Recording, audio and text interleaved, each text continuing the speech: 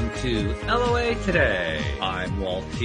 With me today are life coaches Cindie and Jacqui Gates. This is your daily dose of happy. We are so happy you decided to join us today. Indeed we are, and I'm going to start us off today by telling you guys a little bit of a story. I was out taking my usual daily constitutional, my 4-mile walk that I like to do, and enjoying nature, enjoying the beautiful weather that we experience here in the fall in New England. And a little bit surprised because we aren't experiencing the color yet. The color is slow in showing up this year, but it'll be coming in the next week or so. But that didn't stop me from enjoying it and feeling it. And as I'm walking along, my mind was just kind of, meandering from one topic to the other. And suddenly I found myself thinking about something. And in a flash, I was just like zooming through it. And about a minute later, I said, oh my God, this is really interesting train of thought going on here. So I wanted to share it with you, see what you ladies think about it. And it all starts with Sir Isaac Newton, who, of course, came up with his 3 laws of motion. The first one being that an object in motion tends to stay in motion, and an object at rest tends to stay at rest. And that's where my mind went off the rails, because I realized something really interesting that Sir Isaac Newton never would have ever considered, because it would have required knowledge of something that didn't come into human awareness until Einstein. And that is the nature of everything being vibrational. Mm-hmm. And as I thought about it some more, I realized, you know what? There are no objects that ever stay at rest. There are none.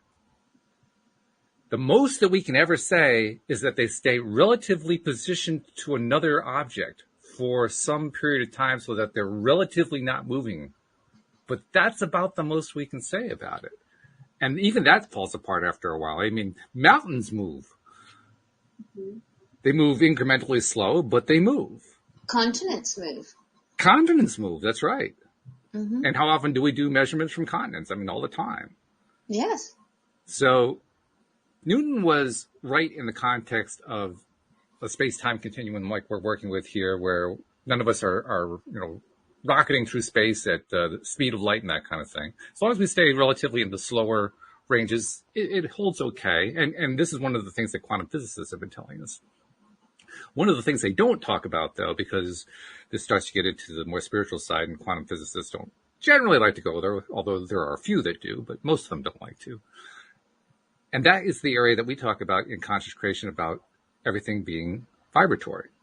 Everything is made up of source energy, right? And indeed, all of mass is made up, is created from source energy and is constituted of source energy and is kind of stationary source energy. That's the basic idea that we all are operating under here. Well, if that's true, then literally nothing is ever at rest. So what does that do to our understanding of, first of all, the laws of motion? And more importantly, what does it do to enhance our understanding of how conscious creation works, and how energy works, and how mass works, and all this other stuff? And it occurred to me that we can kind of describe it from 4 different viewpoints. One viewpoint is what I'll call the earthly viewpoint, the physical viewpoint. We can do, scientists do this all the time. Engineers do it all the time, measuring how fast something's going to accelerate or how fast it's going to decelerate, or, all this other kind of stuff. So that's the earthly viewpoint. Then the second viewpoint would be, I guess what I would call the emotional viewpoint. I know Cindie likes particularly to use the phrase emotion, is energy in motion. And now, of course, we're kind of moving a little bit more into the spiritual realm, but nevertheless, I think all of us here agree that that's true. We also are advocates of law of attraction, which is that what you think leads to other stuff. Well, that's creating motion as well, because it's setting the universe in motion. And kind of like the corollary with that one is belief, thought being, belief being thought that you keep thinking over and over again. So it kind of builds that momentum that Jacqui was talking about before we got started here. And then the final one is perspective, because, and this is where it gets really interesting, every time we have a perspective, we influence energy. because we can't stop focusing. It's not possible for us to stop focusing. No matter what we're doing, no matter where we are, we're focusing on something. Even if we're focusing on nothing, we're still focusing on something. So those are like the four aspects of it, the way I look at it. There's focus, or perspective is probably the more accurate way to say it. Perspective, thought and belief, emotions, and then physical motion. And then when we take into account that everything is vibratory and everything can shift around, then all four of those things play a role to one degree or another in everything moving around. And it also made me think about how I can't remember what they call it, the observer effect is the more general way of describing it. The idea that if a person or any energy entity, doesn't have to be a human, entity is looking at something, is observing something, it's going to behave differently from when it's not being observed. And when you look at it that way, it's like, is it really possible to have a universe where there is anything that's still for any moment in time? And that's where I realized, no, it's not possible. Everything is always in motion. Always. It's just a question of, where is it going relative to something else? Or someone else? Or some group else? Now, why am I finding that to be interesting? Because to me, it creates a different feeling, a different theory, if you will, a different perspective of how all this stuff works. Because now I can describe all of this, law of attraction, conscious creation, and so forth, if I really want to, without any reference to the spiritual side. I can just describe it in terms of perspective, thought, emotions, and then physical action. Oh, by the way, that's the part I left out of the physical action. We're doers. Human beings are doers. We like to do all over the place. And so that's where we get engaged in the physical action part. So I'm just considering this to be a framework for discussion. And I'm curious, first of all, what do you think of the framework? And second of all, what does it cue in your minds? Go ahead. I wanted to just ask, I want to question what you think, Walt, within your theory, of the moment of changing direction. The moment where you come to, like we talk about Mercury, right? It's retrograde at the moment, that we talk about it station direct, where is that moment, and again, Mercury's not going backwards, just so everybody knows, but it's a case of, it just looks like that. Again, that validates your perspective thing, the perspective side. But when we are in motion and we change direction, it's the same theory to me as if we take a circle and we go close enough along that line. If we get really, really close, we have a straight line. Mm-hmm. It's not curved anymore. It's a series of straight lines at angles, right? So what about the lull between directions? The lull between directions. In other words, when something changes direction, whether it be a thought, an object, whatever. Focus, or you change a thought. Mm-hmm. What does that happen? Where does that fit in the? Is the motion change of direction instantaneous? The thought, because I know a thought can be in a nanosecond. We know that, and reality takes the co-created stuff takes a little longer to catch up. How do we zero in on that moment of change? That moment where Schrodinger's cat is either dead or alive.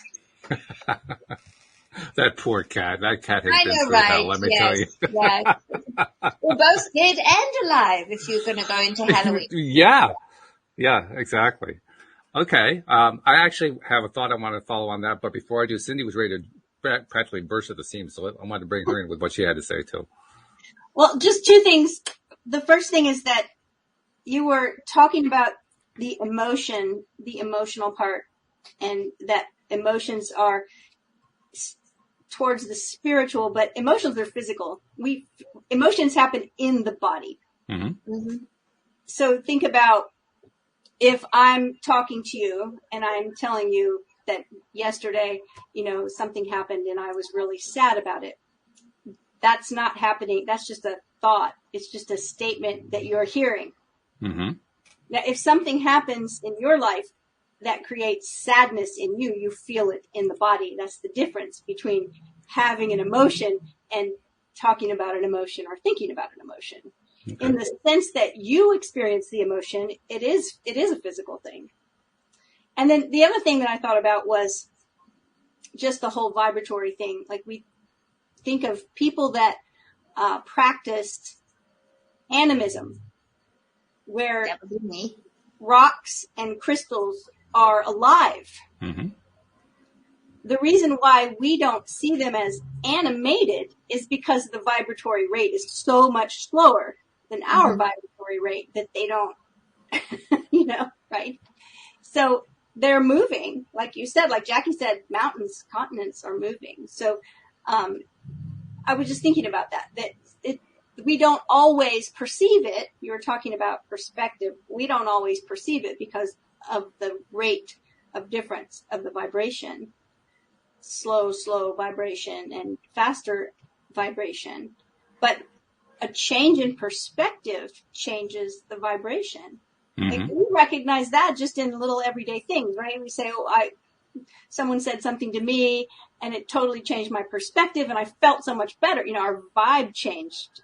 Mm-hmm. Yeah. Mm-hmm.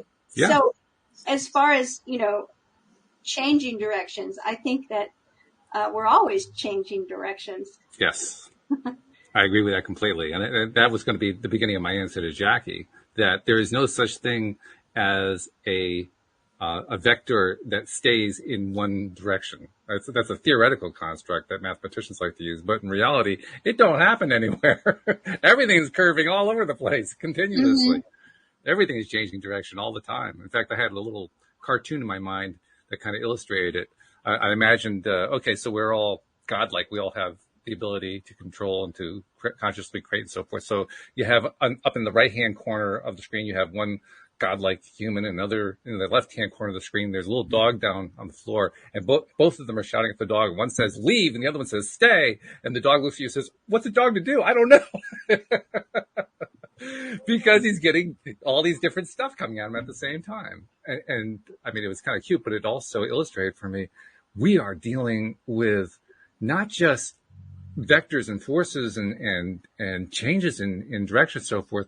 We're dealing with an almost infinite number of source energy perspectives constantly interacting with everything. Mm-hmm. So this is like a analytical mathematician's nightmare, trying to figure out how do you calculate all that. I'm sure there's math for it. There probably is somewhere, but it's going to be a very high level of calculus, let me tell you. Mm-hmm. It's a challenge trying to figure all that stuff out. And actually, I think what both mathematics and science tend to do after a certain point is they just try to treat it as chaos, because there's no good way to measure a lot of it. So you just, it's just chaos, and we'll just understand it as chaos. And that's where chaos theory comes from. Mm. Yeah. And even the vibration is movement. I mean, you're looking at something, vibration, it's going backwards and forwards. That's right. Slowly or quickly, as it said. And, a cell that is alive is vibrating faster than a cell that is decaying. But once the cell is dead, and it pauses for that, and it starts to decay, then it picks up pace again. Because I love those things where they study how bodies decay and how things decay. It's very sort of morbid, but it's really fascinating. And I hadn't realized how decay speeds up. Yes. Just the same way life speeds up. Right, we start off as this little cell, and then it goes faster and faster and faster and faster, and then we start to slow down, and then there's that pause when we die, and then the motion starts, the decaying motion starts, and we go until it's fast, and then we join the plants, which my son says is his theory. He thinks plants just raise us as food. Because we eventually end up back in the soil anyway. It's awesome. That's why I like Julia Child. What's it called? Time-lapse photography. Yes. Oh, yeah. I know, it's amazing. Netflix has a show right now called Fantastic Fungi. I love that I was show. going to suggest that too. Oh my Lord, so good, so good. Wasn't it And when I'm Literally, when I'm they named it fantastic, and it was fantastic. yeah, when I'm is. sipping my mushroom latte in the morning, it's like a huge new appreciation, a change in perspective, for sure. So I took this little framework of thinking and started applying it to a lot of the stuff we talk about on the show and what we talk about in general in conscious creator circles.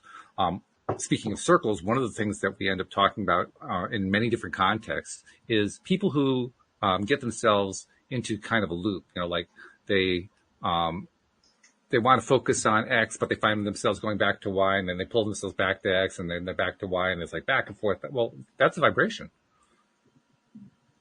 Yeah, that's a vibration going on right there, and it's a vibration. It's deliberately based on focus here, focus there, focus here. It's just back and forth, focus, focus, focus, focus, focus. But you said loop. Well, and sometimes it's a spiral. Well, it is. Yeah, loops and spirals are kind of loop, actually. Yeah. Mm-hmm. Yeah. A spiral is basically a 3-dimensional loop. Right. So sometimes it feels like we've come back around to the same spot, but that's not really possible, is it? Mm-mm. We've Probably not. Something, we've changed, we've grown, we've aged, whatever, and might be right at the same spot. And that can feel and seem frustrating, but if we take a different perspective, we can realize, wait a minute, I'm not in the same spot. I've experienced some things since I've come back to this spot that will help me navigate, moving in whatever direction we're moving. I'm not sure if that's what you meant, but it fits in beautifully, actually, with what I meant. What I really mean to do is to explore all the different ways that I can within the short period of time I was spending, just noticing all of the ways that stuff is constantly in motion, that humans are constantly in motion, that energy is constantly in motion, that objects are constantly in motion, that anything I can imagine is constantly in motion. And in motion in ways that almost defy belief, like, oh, I hadn't realized that was a motion, but it is that's a motion too. It's everywhere. Mm-hmm. I think it's really helpful and a hopeful kind of train of thought to think that change is constant, that everything's always moving, for me anyway. I would call it continuity. Yeah. It's a form of continuity. In fact, I appreciate very much the perspective that the Isaac Newtons of the world had. Because in their mind, almost everything was at rest. Think about that. That's where a lot of traditional physics comes from. It comes from the idea that, well, you have objects here, objects there. Yes, there are certain relationships between them, but, the mountain stays there and the valley stays there and the star stays there and all, and the sun moves slowly across the sky, but, it's all very orderly and very much like a very easy to diagram merry-go-round. That was the perspective. And now all of a sudden, all of that is, well, simplistic. Yeah. To put it mildly. Yeah. Mm-hmm. Very, very different feeling. I guess the reason I was even on this train of thought was I remember not all that long ago, certainly after I started doing the podcast, I remember still kind of being in that mindset, that Newtonian mindset where things that are at rest really are at rest, and trying to understand how vibration could actually be playing a role in my life and in things around me and in the universe in general and so forth. And now I'm trying to I'm trying to imagine the opposite. How can there possibly be not vibration going on? So I see this as a way of me kind of giving my graduation thesis about this is where I've graduated from one place to the next. Like, oh, wow. That. We have an entirely, and by the way, this view of life, the universe, and everything, I like it a whole lot better than the one I had before. Yeah. It feels better. Seriously. I think that's why I like that time-lapse photography, because things that we normally think of as really not moving, we realize when we see, plants growing and blooming and blossoming and decaying. It's like, no, things are moving. So for me personally, that always helps me when I feel stuck. Yeah. Or like, that's the word. Moving fast enough, right? It's like, no, I remember when I was still really, really young, for some reason, this thought, whenever I would be thinking that things weren't moving fast enough, or I was looking forward to something and it just felt like it was never going to get here, I always used to tell myself as a kid, is that the clock never stops. So it's like, it's going to get here. Time doesn't stop. And then getting older and recognizing, and then especially after becoming a coach and working with people specifically around change, right? We want something to change. That's why people hire coaches, is that things can change so fast. Yes. I know we've all had that experience where something in our life was going in one direction and something maybe even, unbeknownst to us, something happens and everything changes in an instant, changes on a dime. And I always remind myself of that too. If I'm feeling like things aren't happening fast enough, or I'm stuck with knowing how to get something to change, no, anytime we start thinking it's never going to change, that is causing some kind of resistance as well. So it's just recognizing, no, we have no idea. All of this stuff that we want different, it can change in a heartbeat. And it often does. Yes. That's what I see, is it often does change really quickly. I think once we let go of any kind of presuppositions we have about the change itself that we want to see happen. In the context of this conversation, I love that you picked the word stuck. That was the word that was in the back of my mind, and I was trying to pull it out and say, okay, what was that word? I know it. I've been thinking about it before. The word stuck.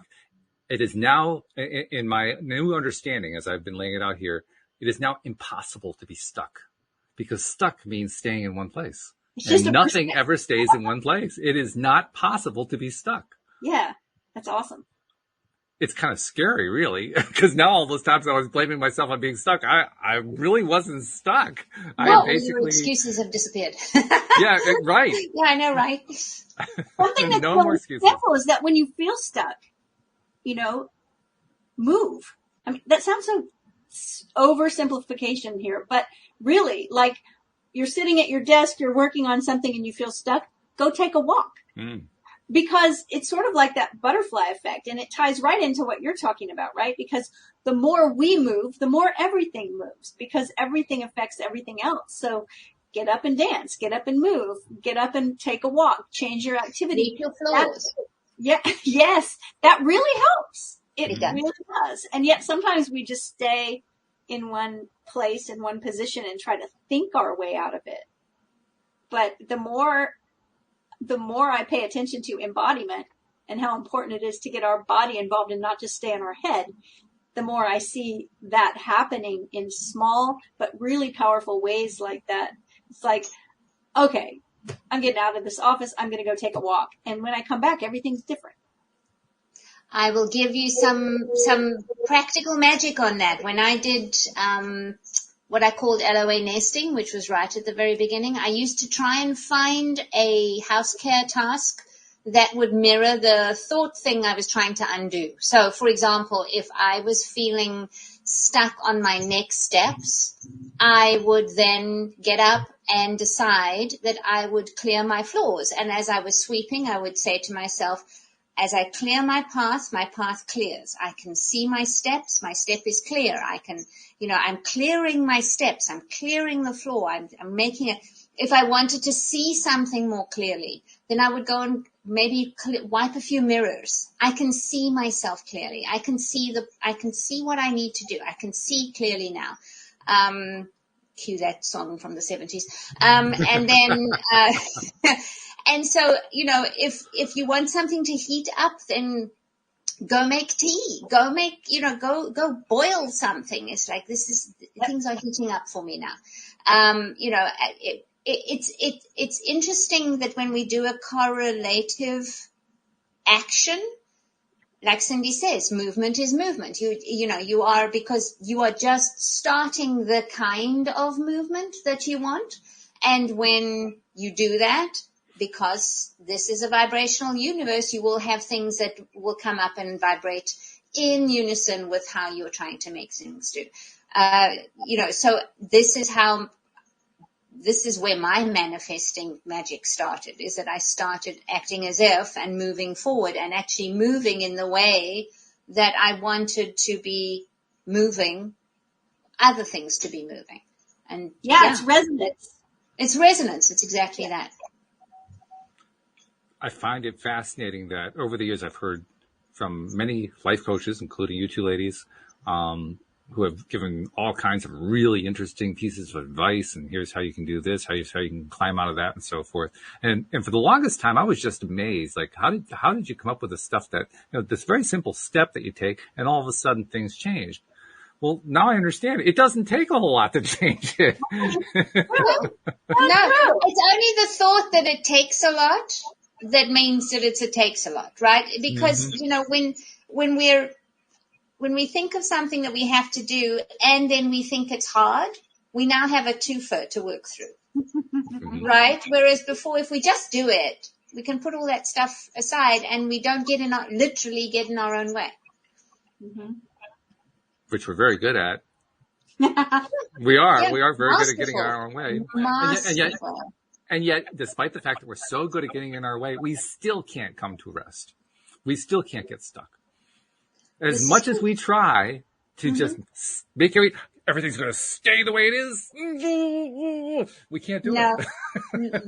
No. That's so interesting. Not completely. It is good, though, sometimes to attempt to get still. Yeah.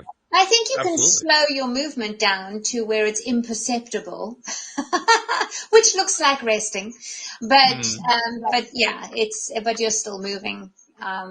Yes, because we want you to keep breathing, everybody out there. Just that is like required. So, it's very valuable, especially for being very in this valuable.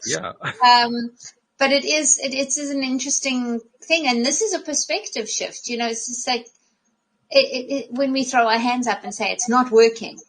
Well, what if it actually is?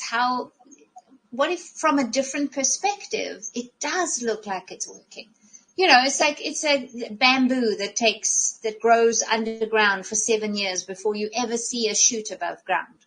It would be so easy to say it's not growing. Mm-hmm. Yep. My husband bamboo. He farms bamboo. So are we back? Yes. It reminds me of a little mini story within a novel by Robert Heinlein, the science fiction author. He posited the idea of a race of beings who live in the sun, who he titled as flame beings. And these flame beings, from the perspective of a human, live lifetimes that last a matter of seconds. But he also pointed out that from the flame beings' perspective, those few seconds felt like a lifetime. And so those flame beings looking back at humans would just see these static things just kind of staring at them, doing nothing. Like mountains look at us. Vibrating. Right. Yeah, absolutely. It's kind of amazing. So there's no such thing as being still. There's relatively still. There's relatively at rest, but there is no such thing as at rest. And I find that to be very comforting, actually. I find that to be reassuring, like, wow, I can't go wrong. It reminds me of the Abraham Hicks saying, you'll never get it done and you'll never get it wrong. Yeah. I've been playing a lot with the work of Byron Katie, which I first learned about actually when I was in coaching school. It was part of my practicum when I was in coaching school. So, a dozen years ago or so. And I realized today that about every 4 or 5 years, 3 or 4 years, I kind of revisit it. Mm. But, Byron Katie wrote a book called Loving What Is. And that's kind of the entire premise, is that suffering is caused by our stories about whatever's going on, not really by it's a Buddhist premise, right? It's like all suffering is caused by either attachment or aversion. But if we can recognize, like Jacqui said a few minutes ago, things are going wrong. Well, what if they're not? What if things are actually very right? When you open my armoire, I have Post-its all over the inside of it, and one of them says, everything is very, very right. Right? Like, everything is going right. Everything is working out perfectly. it doesn't mean it's always comfortable. Yeah, and true. I want to just preface that because I think we can stray into gaslighting ourselves by saying that. Just that, if somebody's really suffering, the worst thing you can do is go, yeah, but what if this is really good for you? I would never do that. No, I know, but people who read these things, they will tend to do that. They don't have the skill set to say, this is a perspective and it sucks, right? Byron might do that. Yeah, right. But it is important to acknowledge the experience that we're having and then start looking for something different. Because that pivot feels unkind and can cause a lot of trauma and a lot of, it's where, to me, it's the diciest part of us knowing that everything's a thought, right? It is really, because there's still co-created realities that we have to navigate. Absolutely. And people still suffer every day. All of us. Yeah. But it's the recognition that the suffering is optional. And that we will, pain is inevitable. Life on earth comes with pain. But suffering is optional. It's a very freeing thing to recognize. So I'm not talking about gaslighting people and telling them that it's all in their head. Oh, no, I didn't think you were. I just wanted to put the caveat on. But it's important to recognize that when we are suffering, it's because of attachment or aversion. If we can get there, then we can dissolve it, right? We can alchemize it into something better.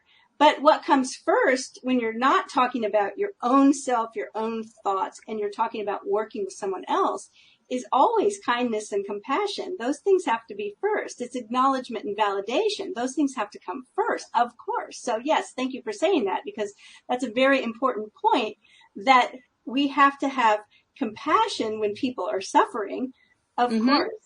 And then we can help them understand what's causing the suffering. But they come to that conclusion on their own. They don't get told that. Byron Katie probably does tell them that. He's pretty blunt. Yeah. She can be pretty blunt. I know of one of my teachers that was standing up and talking in a situation of a class with her, and she said, honey, do you think any of us care what you have to say? Wow. I wouldn't say that, but I'm not Byron Katie. She talks about how that affected her for the next year and a half. She didn't ever want to speak up. But then she talks about what happened after that and how her life was completely changed for the better because she finally got a hold of what was driving some of those behaviors. So, it can get complicated, but I think that that's an important thing to recognize, is that, we're talking about vibration and movement and being stuck and feeling stuck. And so many times when we feel stuck, we completely beat ourselves up. And those are all stories too. But we all have our stories, right? We do. Well, let me throw in another element, what I was thinking about, because I think it ties into what you ladies are talking about right here. And that is, if everything is always in motion, that there's no such thing, there might be temporary relative state of rest, but there really is never a state of rest. Things are always changing, always moving. As long as that's the case, then when we can apply that same thought to ourselves and what we're experiencing in our lives, from our perspective, everything in our lives is either moving toward us or away from us, or to put it another way, we're moving toward it or away from it. You can look at it either way you want to. But the point is, there's always a change in relative position, whether it's physical position, emotional position, thought position, however you want to look at it, there's a change of position going on at all times. And I realized it dovetails nicely with what we talk about when we talk about how law of attraction works, the idea of attracting what you like and want, attracting what you don't like and don't want because you're attracting lack, and all these kinds of things. It's always something moving toward, moving away from, or it's moving toward us or away from us at all times.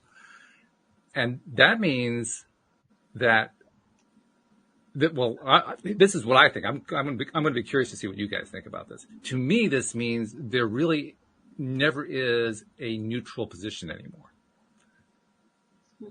Neutrality is something that kind of gets discussed a lot in our circles, depending on whose theory you're looking at or whose thought process, whose framework you're talking about.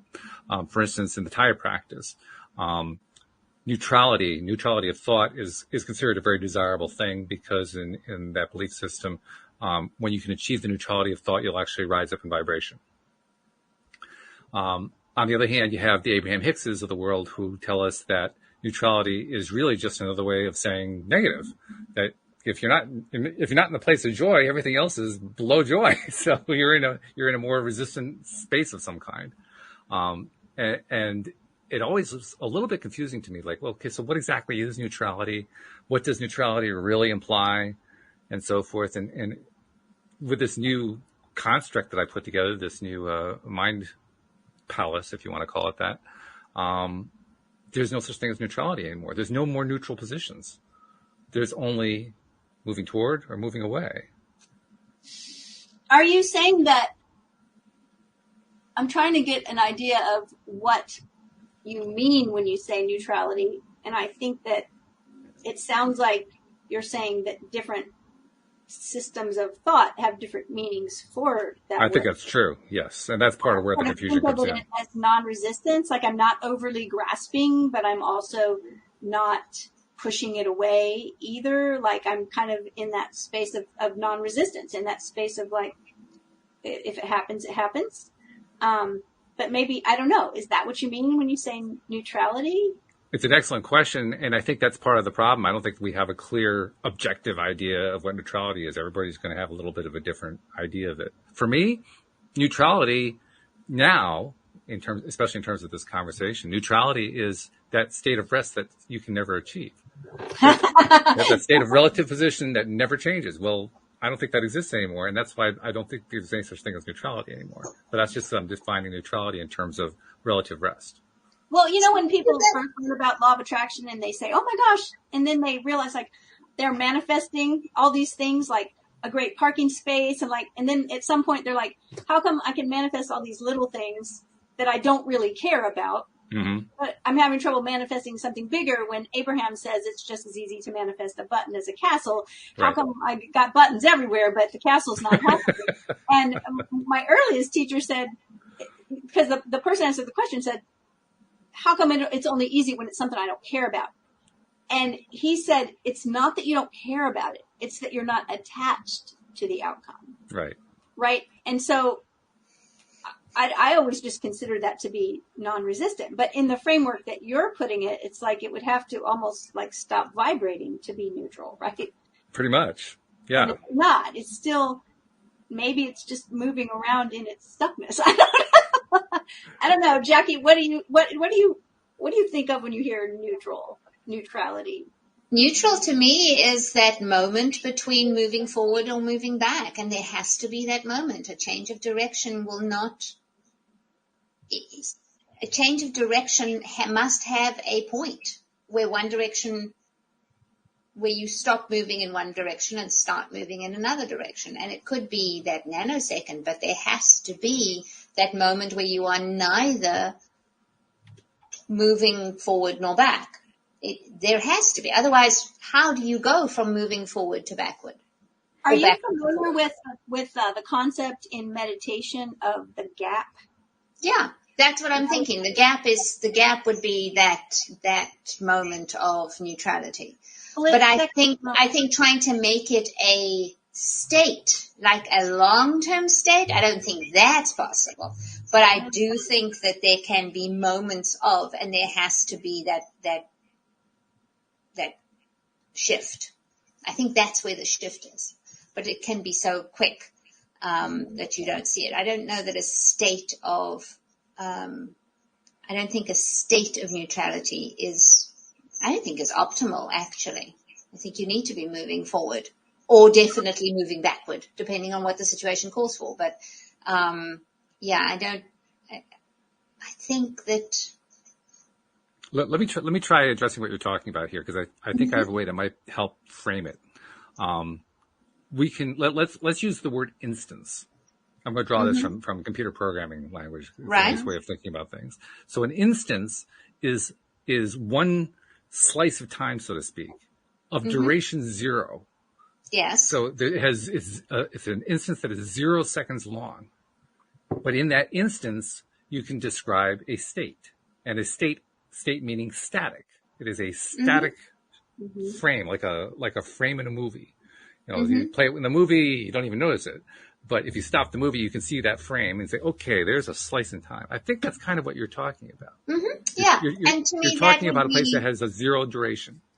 Yeah, and that would be where we change direction, where we change perspective, where we change focus, where we reach a chance to think something, choose a better thinking thought for one thing. You know, it's just like there has to be in motion a point where the vibration is so slow,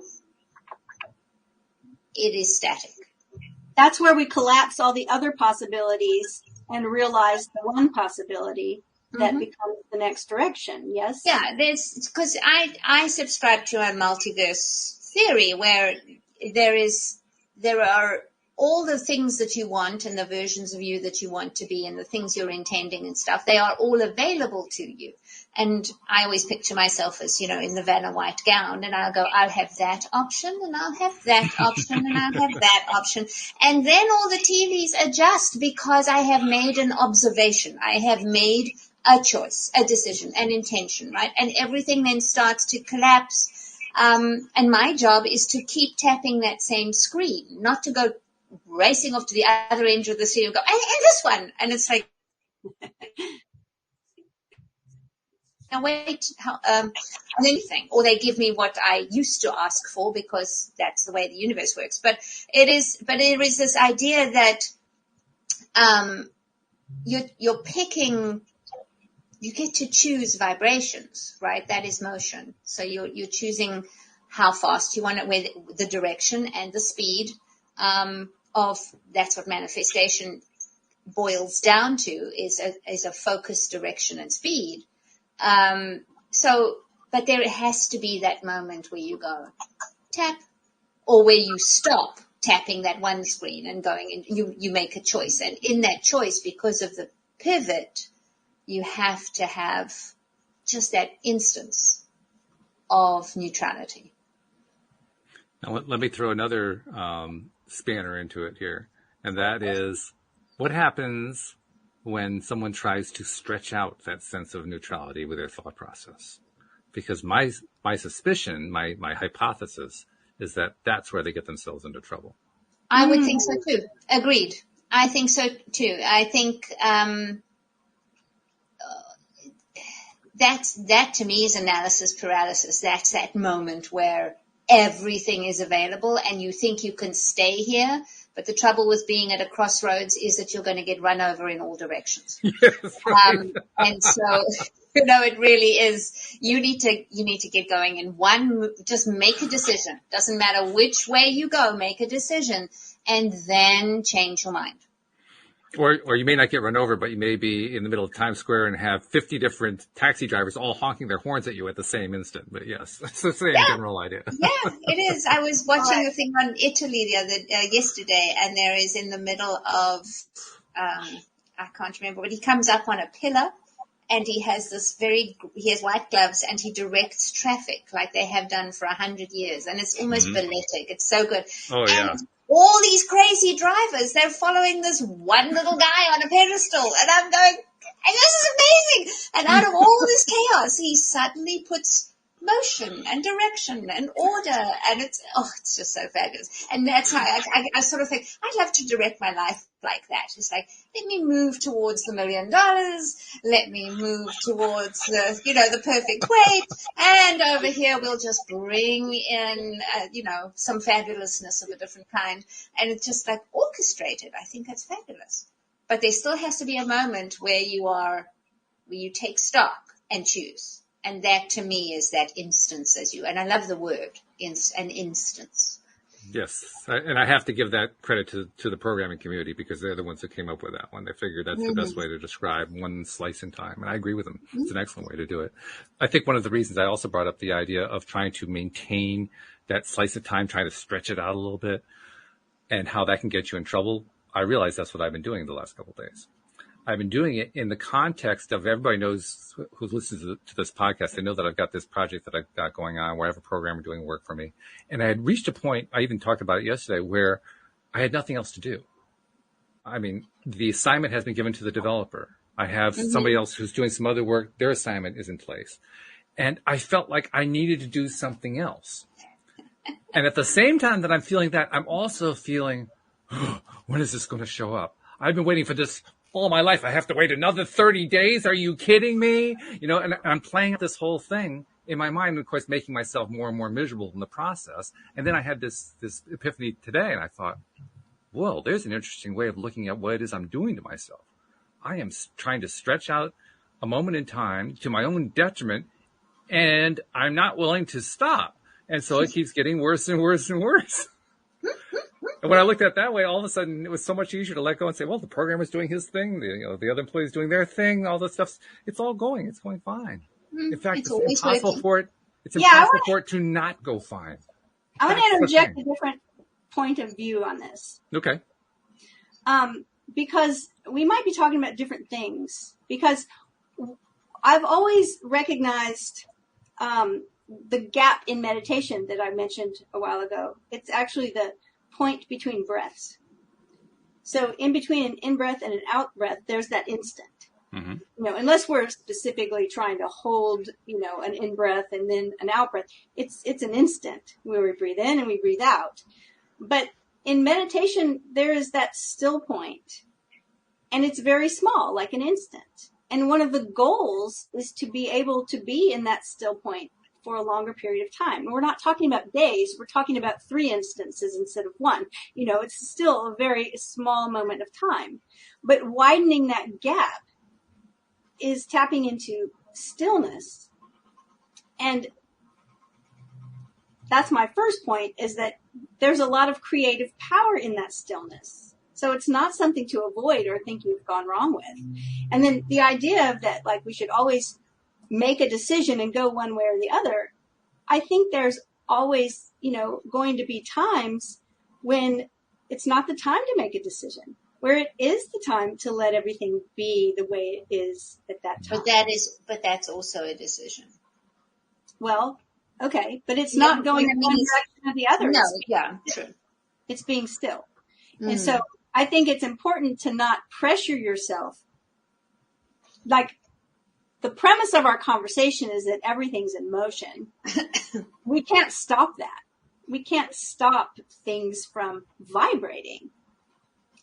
But I also think that it's not always the time to be consciously moving, in the sense that we're recognizing it. Sometimes it's the time to be still.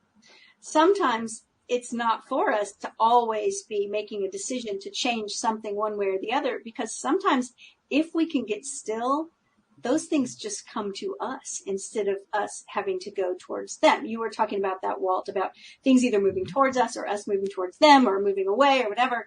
And I think that, I guess we've caught me on a day in a week where I'm practicing a lot of stillness. And I'm watching things come to me instead of me chasing them, instead of me having to struggle over it, instead of me trying to think of some way to get it, to just be still. So I just wanted to throw that in there because I think it's another important perspective in the conversation, is that sometimes it's the time to be still. And I even see that with you, what you said, Walt. You said, I had to realize, wait, the programmer's over there doing what he does and these people are doing what they do. And I don't have to worry about, wait, what am I doing now? Right? So that's kind of a stillness in itself, that recognition that everything. I wonder if the thing is, how Eskimos have 100 words for snow? I wonder if we don't have enough words for stillness, because stillness doesn't mean stopped. Stillness means means you're being a mountain rather than a river. right? I think the stillness is inside that I'm talking about. Yeah. Well, Yeah, I know. But I mean, but it is that slowness, that slowness to the imperceptible movement. And you're right. In our society, do we have enough words for stillness? Probably not, because we're all going hard all the time.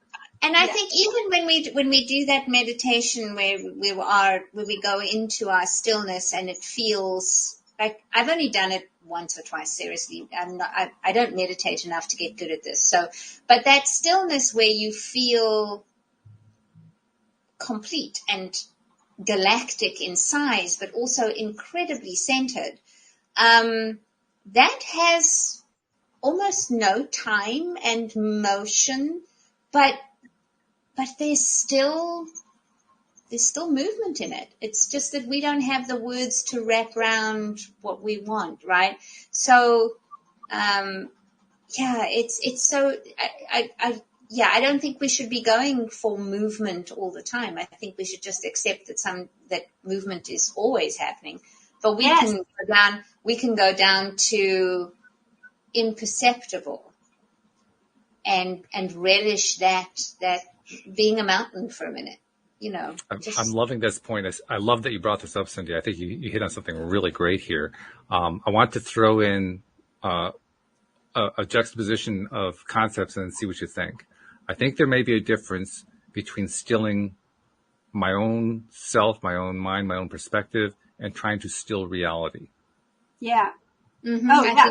Reality is going to keep on going. Yeah. And what I was talking about was trying to still reality. I'm going to make that slice in time stop right there. I want that one right there. Okay. Not slowing myself down. I want to slow the reality down. I want the reality to just stop. Okay. Nobody do anything now. Everybody just stop. Like they used to try and do for the photographs in Victorian times. Like everybody hold yourself still for the count of 27. Right. That's why everybody looks like, oh my God, this is over. And no wonder they weren't smiling. Yes. Yeah, they used to make little neck braces for kids. Of course, make them hold. I mean, it's barbaric, but still, how else could you get a non-blurry picture? Yeah. So I think that is a key perspective. And it's an important one to remember that stilling yourself, like you're saying, Cindie, is a tool. That is a valuable tool. But just remember what you're stilling is yourself. Yeah, because it's more about being than doing. Like sometimes when we talk about movement in a personal way, like if I say, I really want to move forward, which as coaches, Jacqui and I hear things like that a lot, right? I feel stuck and I want to move forward. Okay. The next question is usually like, what do I do? It's like, it's all about like, I have to be doing something like you said a minute ago. It's like, wait, I need to do something. And sometimes, you know, the power comes in the being. And sometimes it takes a degree of stillness to recognize the being.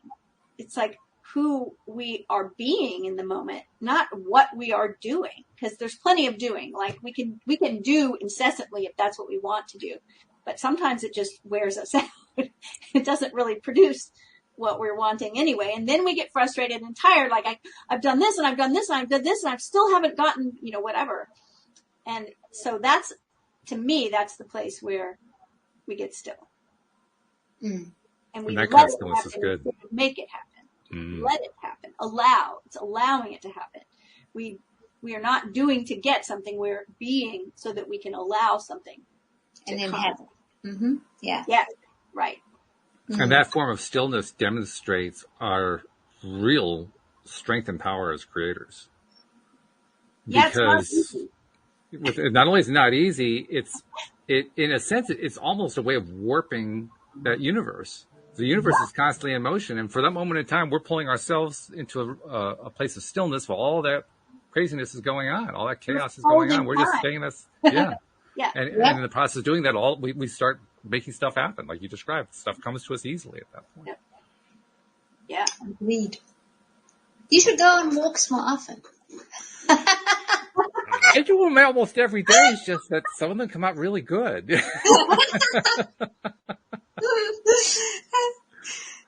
I would be taking a 4-mile walk too if we had the New England trees and the weather here. It's like we went out today for a little while and my husband said, let's go eat lunch. Let's go out to lunch. We can sit outside. It's a beautiful day. You know, just get some fresh air, sit outside, be together. Oh my goodness. We did sit outside. It was a beautiful day. We had a lovely lunch and a wonderful time together. It was also feels like 96 or something. So you can't do it for too long. So I don't think I'd make a 4-mile walk in our weather, but I'm a little envious of the trees that you get. We don't get the color. So Jacqui, do you get fall color? Oh yeah, we've got them now, and it's so messy. Fall is very messy. It's messy. I love it. It's my least favorite season. Well, no, winter's my least favorite season, but fall is just it's like, oh, okay, it just means that my summer is over. I'll take the 90-degree heat any day. But yeah, it is starting to, they say it's going to be a shorter change because of the drought. The trees don't have enough water to do it quickly, so they're just going to drop. But at the moment, everything is yellowing, and the only thing I like about fall is I look fabulous in orange. So that's about as far as we go. Yeah, I know, right? So yes, but it was a really interesting conversation. I think the more we play with how we see the world and how we see the mechanics of the world, the more we empower ourselves to use the tools, Mm-hmm. No doubt about that. Agreed. Brilliant idea. I loved it. I wanted to also throw in just a side note that's not directly related to this, although it kind of fed it a little bit. I had somebody on the show about 10 days ago, Jacqui, who's a friend of yours. Cassie Parks was on the show. Oh my goodness, Cassie! Yes, she was one of the first ones who dived into nesting with me. So good. Yes, I haven't spoken to her in ages, but yes, she's a fabulous, fabulous human. She is, and a great coach. And I also had the privilege of interviewing her podcast co-host, Ginny Gain, yesterday. And that conversation actually kind of fueled some of what happened on today's walk. So it all fits together in this mysterious way. Yeah, it's all a web. Yes. But yes, I wanted to make sure that I told you about that because you actually came up in the conversation I had with Cassie, and I don't remember exactly how I pieced it together, but she made reference to you, and I said, Jacqui Gates? She's a co-host. What are you talking about? Yeah, Cassie was sweet enough to mention me in in her first book. And yeah, and it was an amazing experience to work with her. And to get the benefit of her work. Her money work is amazing. And her scripting work was transformational for me in the beginning. And then I reciprocated by doing nesting work for her. So it was very cool. Yeah, she's amazing. I've actually invited the two of them to come back together because I wanted to have our audience experience what their podcast is like, because they have two very interesting perspectives. One's much more of the physical, the other one, a physicist type thing. The other one's more of a spiritual type. And I can see how they really work well together. If you like, I can try to get them to come on Wednesday so that you can connect with them too, and Cindie connect with them as well. I mean, it's up to you guys. I think they will do really well on their own, but yeah, maybe something later. Oh, okay. All right. Sounds good. Yeah. But anyway, all right. Well, this has been good. And thank you for indulging me in my theory and my little hypothesis. Because I wanted to play it out. Very own Isaac Newton here. Well, I wanted to see how it worked out. I mean, it worked all nicely in my mind, but it's one thing to have it in the mind. It's the other thing to play it out with somebody else and get those other perspectives. Well, now I know how Mrs. Newton must have felt when comes home and goes, I just had this idea about, I got hit in the head with an apple and I have this idea. And she's going, she said, not apples again. Like, did you bring it home? Can we make pie? What? Yeah, right. You've got to be practical, Isaac. Come on. All right. Well, thank you very much, ladies. I look forward to speaking with you all next week. And thank you to our podcast listeners everywhere. And we will see you all next time here on Elevate Today. Goodbye, everybody. Thank you.